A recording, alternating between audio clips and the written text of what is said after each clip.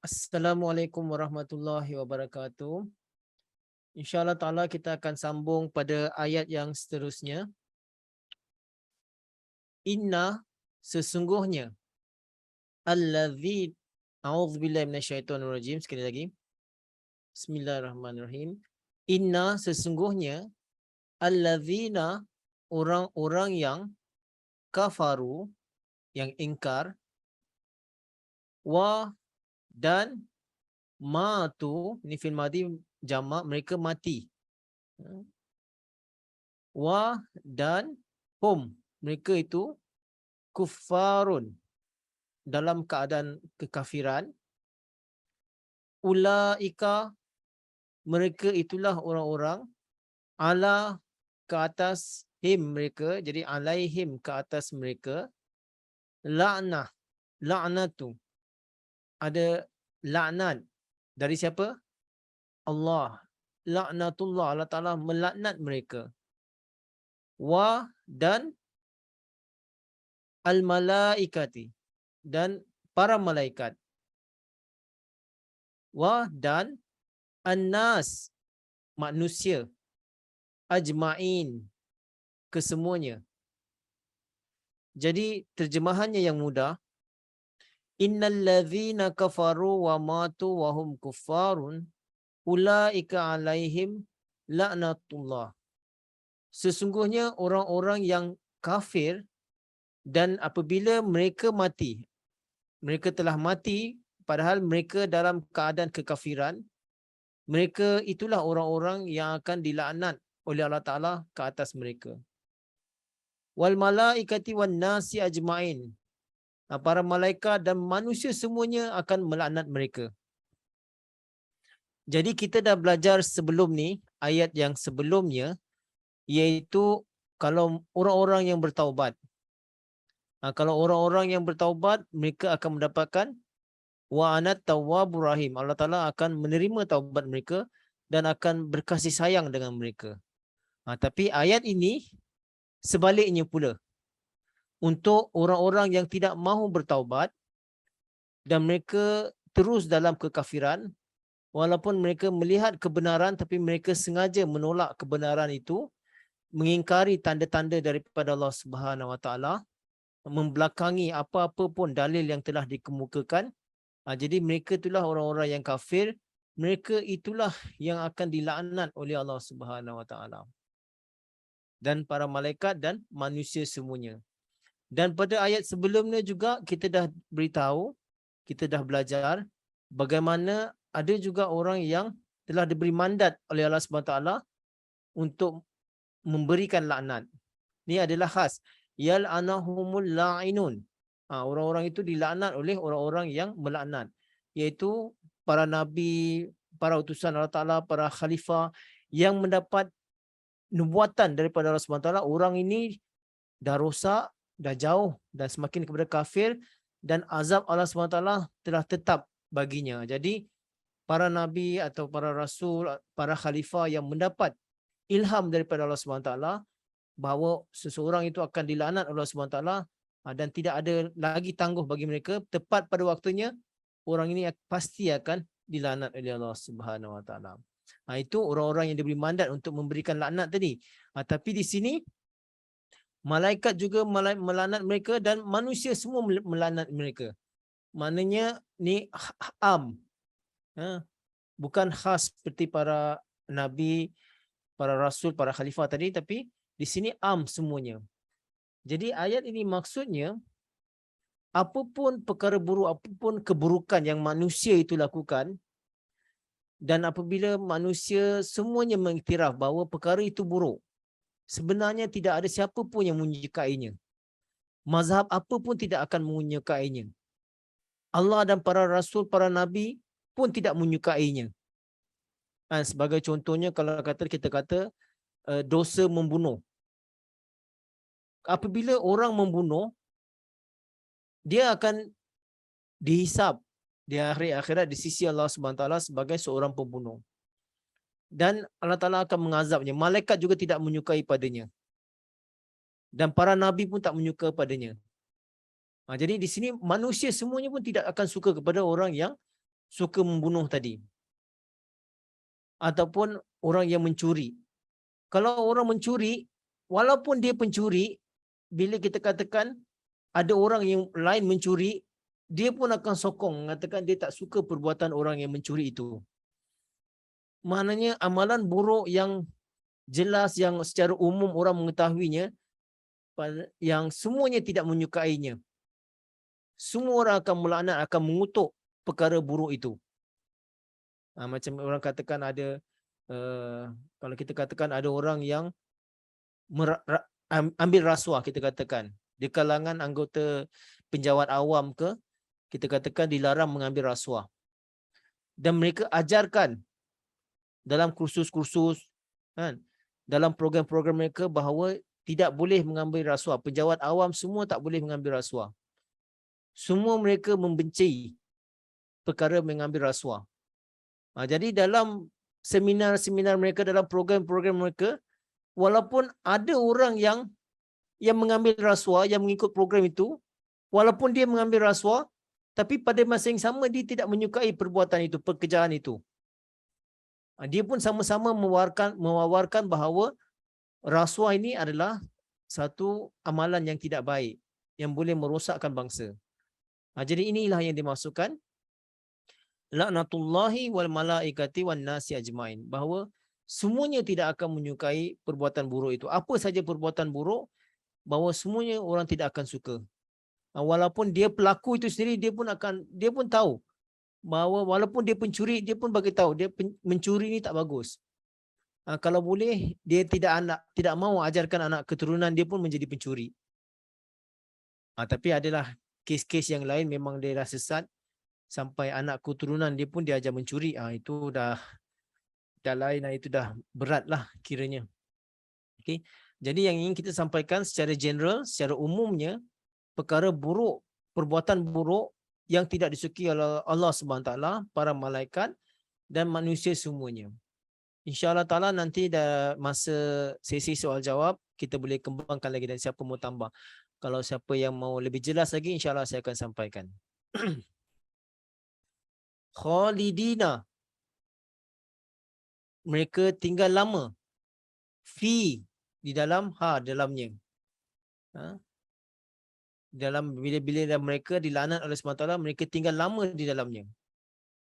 La, tidak, yukhaffafu, akan dikurangkan, an, dari mereka, anhum, dari mereka, al-azab, azab-azab, wa, dan la, tidaklah, hum, mereka itu, yanzurun, akan diberi tangguh, diberi lengah. Jadi maksudnya, khalidina fiha, mereka akan tinggal lama di dalamnya, la yukhaffafu anhumul azabu walahum yunzarun, dan tidak juga mereka akan diringankan daripada azab itu, dan tidak juga mereka akan diberi tangguh. Jadi di sini yang dimasukkan khalidina fiha ni, maksudnya mereka tinggal lama di dalamnya. Perbuatan buruk itu, bila orang mengingati perbuatan buruk itu, orang akan selamanya melaknat orang-orang seperti itu. Jadi di zaman apapun, walaupun dia dah telah meninggal berapa lama yang lalu, tapi bila diimbas kembali peristiwa atau sejarah yang mereka telah lakukan, orang-orang pasti akan melaknat mereka.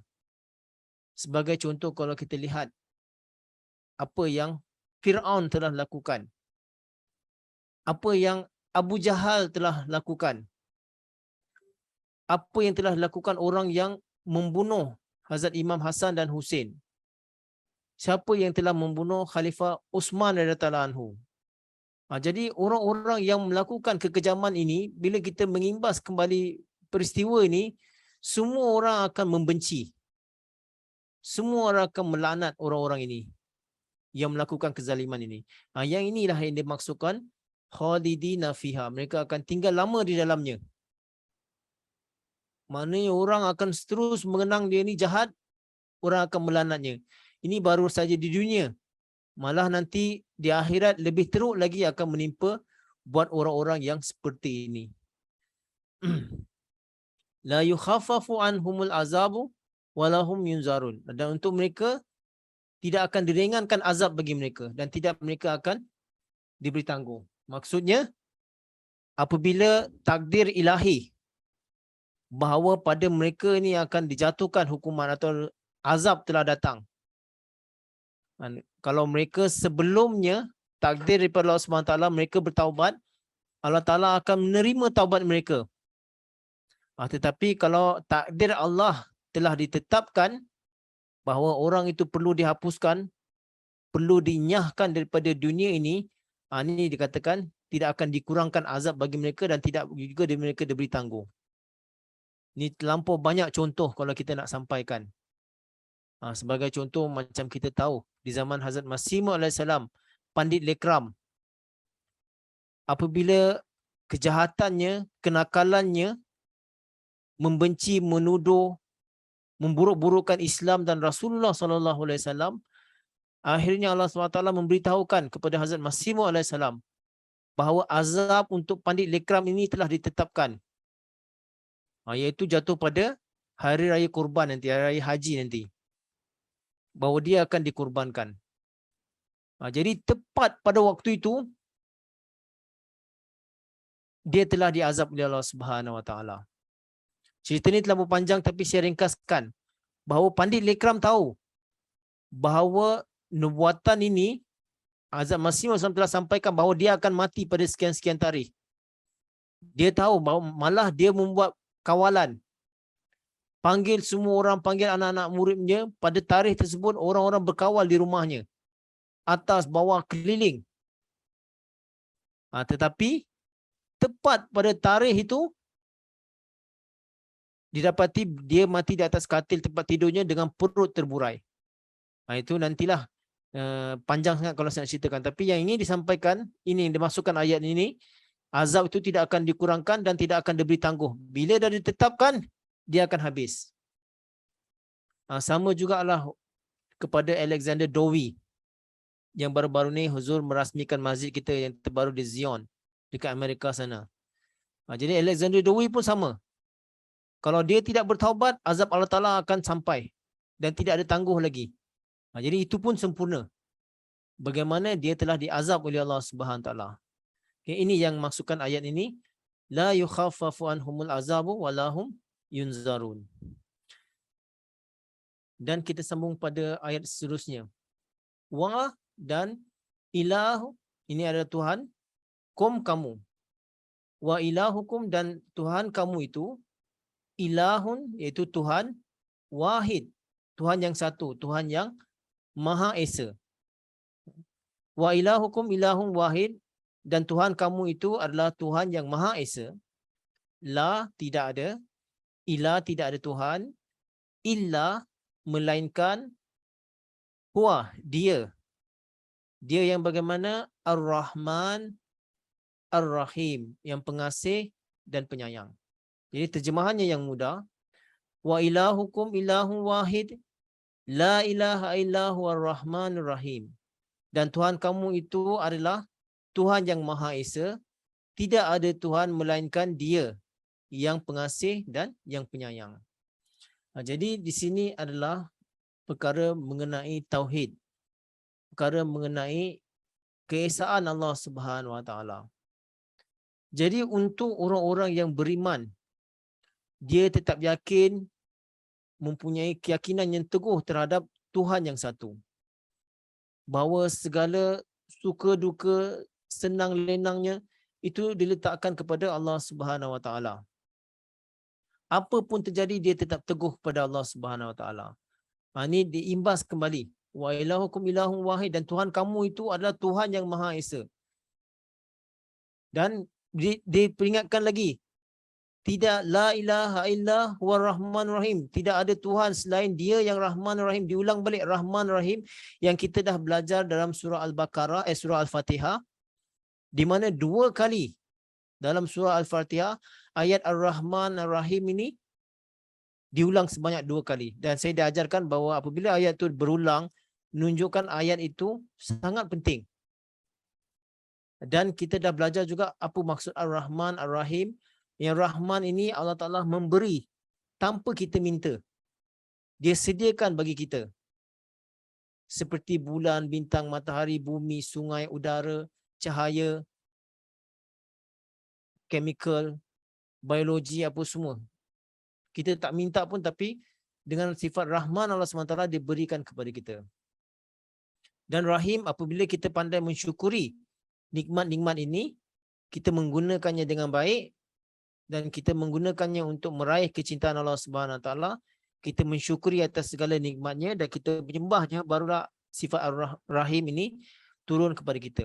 Jadi buat orang-orang yang beriman, yang yakin akan kebesaran, keesaan, kekuasaan Allah SWT daripada sifat Ar-Rahman Ar-Rahim, dia tidak ada khaufun alaihim, tidak ada ketakutan bagi mereka, walahum yahzanun, dan mereka tidak akan bersedih hati. Jadi buat orang-orang ini, mereka mempunyai keyakinan yang teguh. Apapun masalah yang tiba, bila mereka melihat kembali Tuhan yang Ar-Rahman Ar-Rahim, dia tidak gentar kepada siapa pun. Kepada musuh yang bagaimanapun dia tidak akan gentar. Jadi dalam tafsir kabir, Hazrat Muslim Maud radhiyallahu anhu telah memberikan satu kisah daripada mimpinya, daripada kasyaf mimpinya. Hazrat Muslim Maud mengatakan satu waktu di dalam kasyaf dia melihat dia menuju ke Baisting Makbarak dengan sebuah kapal. Bila sampai dekat Baisting Makbarak, dia berdekatan dengan sebuah jambatan. Jadi di situ ada dua tiang untuk mereka berhentilah melabuh, ikatkan tali di tiang. Tapi sebelum sampai di tiang itu, tiba-tiba ada pusaran air. Pusaran air membuatkan kapal itu berpusing. Jadi semua orang menjadi gemetar, risau, takut. Tiba-tiba dalam keadaan yang seperti itu, ketika kapal itu sedang berpusing-pusing, tiba-tiba keluar tangan daripada dalam air itu, memberikan satu kertas, ada tulisan di dalamnya bahawa di dalam air ini ada kubur seorang orang-orang suci lah katanya. Dan kalau kamu ingin selamat, kamu perlu minta izin daripada orang suci dalam air ini. Jadi Hazrat Muslim Maud mengatakan bahawa ini adalah syirik. Dia menentang keras perkara ini. Dalam semasa beliau menentang perkara ini, air pun makin laju berpusing. Kapal itu pun berpusing. Akhirnya orang-orang pun datang berjumpa dengan Muslim Maud. Dia katakan, apa masalahnya? Kita tuliskan saja dan kita campakkan saja surat kembali ke dalam air itu. Tapi Hazrat Muslim Maud tetap kata tidak boleh, ini adalah syirik. Tapi tanpa pengetahuan Hazrat Muslim Maud radhiyallahu anhu, ada orang lain yang menulis kembali dan mencampakkan, minta izin kepada orang suci yang ada kubur orang suci di situ. Jadi dicampakkan ke dalam laut. Sebaik saja Hazrat Muslim Maud radhiyallahu anhu mengetahui bahawa ada orang yang membuat demikian, dan beliau terus terjun ke dalam air, menyelam dan mendapatkan balik kertas itu, dan dia kembali keluar membawa kertas itu keluar. Jadi Hazrat Muslim Maud radhiyallahu anhu menjelaskan bahawa orang-orang beriman perlu mempunyai keyakinan yang dalam, yang teguh terhadap Allah Subhanahu Wa Taala. Janganlah mensyirikkan Allah SWT pada sesuatu apapun. Di mana keadaan musibah sekalipun, susah ke, senang ke, kita tetap yakin kepada Allah Subhanahu Wa Taala. Dan insya-Allah Taala, apabila kita mempunyai keyakinan yang seperti itu, Allah SWT akan menyelamatkan mereka. Seperti kapal tadi, bila dah keluar, barulah keadaan reda, barulah mereka selamat berlabuh. Dan sebenarnya banyak contoh lain lagi, nanti siapa nak sampaikan boleh. Bahawa kita perlu yakin kepada Allah Subhanahu Wa Taala, yakin kepada pertolongan, kekuasaan Allah SWT, barulah kita akan tenang, barulah kita akan dapat rasa tenang, rasa selamat berada di sisi Allah SWT, bahawa kita akan diselamatkan oleh Allah SWT.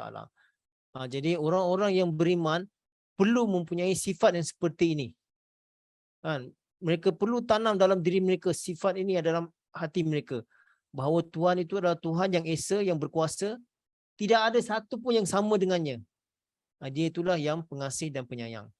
Ini yang dimaksudkan oleh ayat ini, bahawa orang-orang beriman perlu mempunyai keyakinan yang teguh terhadap Allah Subhanahu Wa Taala, barulah nanti Allah Taala akan menurunkan rahmat-Nya, akan menolong dan membantu mereka dan menyelamatkan mereka daripada segala musibah.